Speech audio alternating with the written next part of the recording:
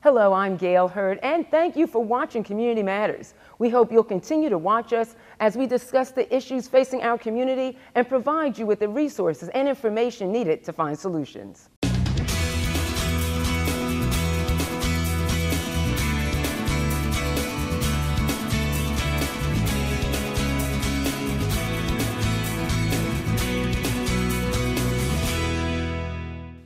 Today we're discussing hepatitis C.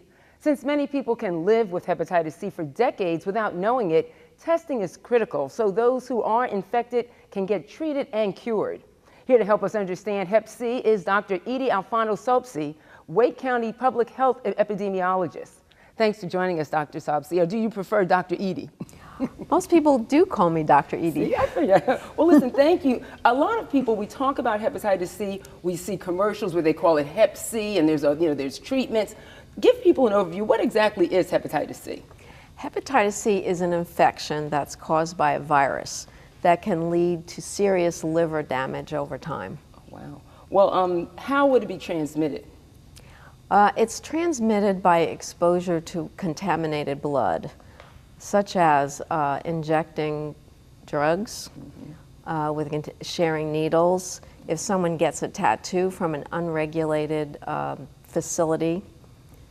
It sounds like it's similar to the way AIDS is transmitted in some ways with the intravenous needles and that type.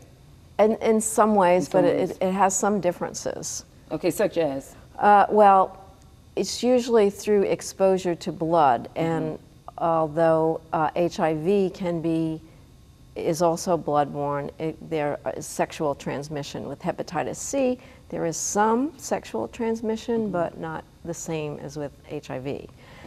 The other thing, mother can transmit it to a baby at birth with hepatitis C. What are the symptoms? How will people know that they even have it? Well, early on in the disease, some people might have fever, jaundice, that is yellowing of the skin and eyes, could have abdominal pain,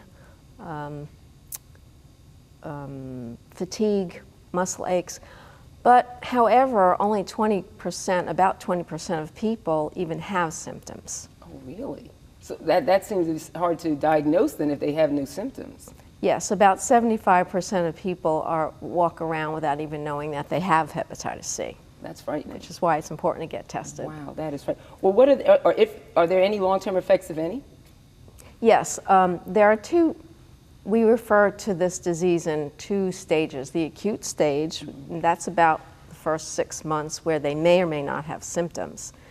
But then over time, and it could be years, they develop serious liver damage. They can develop serious liver damage, fibrosis of the liver, even liver cancer, worst case, death.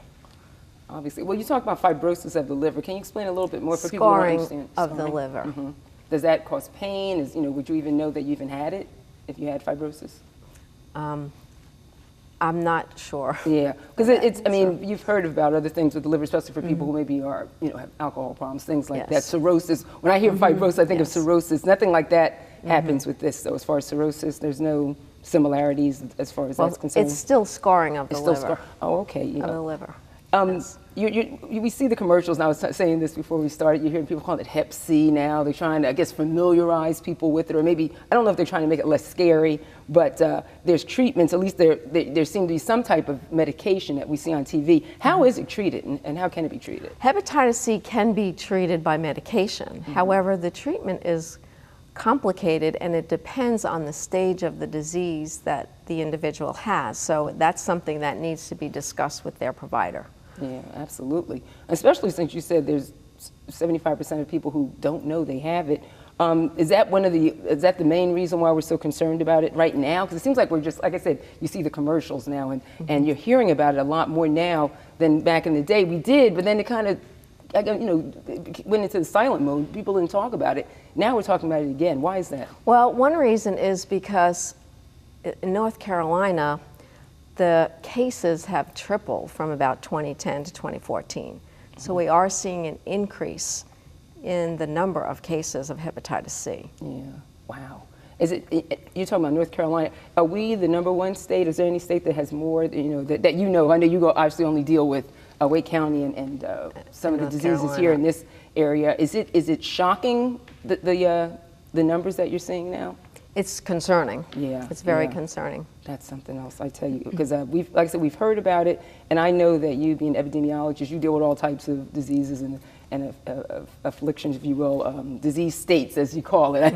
I have relatives in pharmaceuticals, and they, some of the terminology. And like I said, it wasn't always what it is now.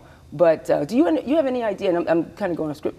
Why all of a sudden we didn't hear about it? Kind of like sickle cell. For a while, everyone was talking about sickle cell. Then they weren't. Then they started talking about it again. Is it just that the numbers went down, or is it just that people, like you said, didn't know they had it? Well, I think the numbers have gone up Yeah. in parallel with the opioid epidemic. Oh yeah, that's crazy. So the numbers have gone up. We're also looking for it more. So when you look for it more, you'll be hearing about it more. Wow. You'll be finding it more. You'll be finding it more. And I'm glad you talked about opioid. We're going to talk about that in a little while. As a matter of fact, thank you. Right now, we're going to talk about that. And coming up next, we'll talk about why it's important for baby boomers especially to get tested. Stay with us.